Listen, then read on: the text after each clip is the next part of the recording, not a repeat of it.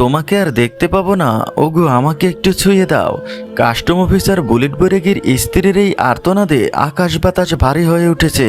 প্রিয় স্বামীকে হারানোর এই বেদনা সইবার নয়। কিছুতেই যেন বিশ্বাস হচ্ছে না যে প্রিয় স্বামী না ফেরার দেশে চলে গেছে। এখন অনেকে অনেক কিছু আন্দাজ করতেছে, রিপোর্টে কি আসবে, তদন্ত চলবে, অনেক কিছু ব্যাপার আছে। আমরা আসলে কিছুই বুঝতে পারতেছি না, কারণ তার বাসায় আসার কথা। আমি তার জন্য অপেক্ষা করতেছি, তার মা বাবার একটা সন্তান। আমার সন্তানের 1 বছর হয়নি, কালকে 1 বছর হবে। যে স্বামীর জন্য ভাত বেড়ে বসেছিলেন স্ত্রী, তার অপেক্ষা আর আক্ষেপ কোনোদিনই শেষ হবে না। যে সন্তান 1টা বছরও বাবাকে পেল না, তার কষ্ট কে মুছে দেবে?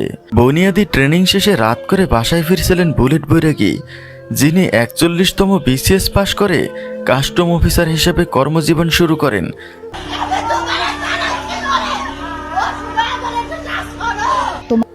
পেতেছিলেন সুখের সংসার, কিন্তু ঘাতকের নির্মম আঘাত সবকিছু তছনছ করে দিল। বুলেট নিজেও বাবা মায়ের একমাত্র সন্তান। নিয়তির কি নির্মম পরিহাস! মৃত্যুর কাছে সবাই অসহায়। ভালোবাসার সাজানো সংসার এক নিমিষেই শেষ। বুলেট বৈরাগীর স্ত্রীর এই বুকফাটা কান্না দেখে উপস্থিত কেউ অশ্রু লুকিয়ে রাখতে পারছেন না। যে স্বামী ছিলেন আনন্দের কারণ, সেই কিনা আজ নিথর দেহে পড়ে আছে। র্যাবের দেয়া তথ্য অনুযায়ী জাঙ্গালিয়ায় পৌঁছে দেবার কথা বলে বুলেটকে সিএনজিতে তুলে নেয় ঘাতক ড্রাইভার। তারপর মারধর করে টাকা পয়সা কেড়ে নেয়। এক পর্যায়ে চলন্ত সিএনজি থেকে বুলেটকে রাস্তায় ফেলে দেয়। মাথার পিছনে মারাত্মক আঘাতের কারণে ঘটনাস্থলেই মারা যান বুলেট।